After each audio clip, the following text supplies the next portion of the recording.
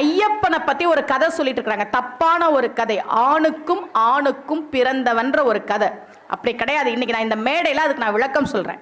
அவலூர்பேட்டையில நான் விளக்கம் கொடுத்துட்டு போறேன், நீங்க தெரிஞ்சுக்கங்க எப்படியெல்லாம் தப்பா கதைகள் வந்திருக்கு அப்படின்றதுக்காக. சரியா?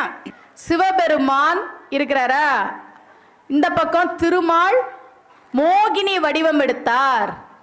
அவங்க 2 பேருக்கும் பிறந்தவர் தான் ஐயப்பன். இப்படிதானே ஒரு கதையை சொல்றாங்க. அரினா திருமால், அவர் மோகினி வடிவம் எடுத்தாரு. அரண்னா சிவபெருமான், 2 பேருக்கும் பிறந்தவர் தான் ஐயப்பன். பக்தி இலக்கியத்துல எவ்வளவு அழகா அதுக்கு விளக்கம் கொடுத்திருக்கிறாங்க பாருங்க. என்ன தெரியுமா? அரண்னா சிவபெருமான், அது உங்களுக்கு புரியுதா? அரண்னா சிவபெருமான், அரி அப்படின்னா திருமால். சரியா? இப்போ சித்திக்கு குழந்தை பிறந்திருக்குதுங்க. திருமால் ஆணாக இருந்தா திருமால் நாராயணன் பேரு.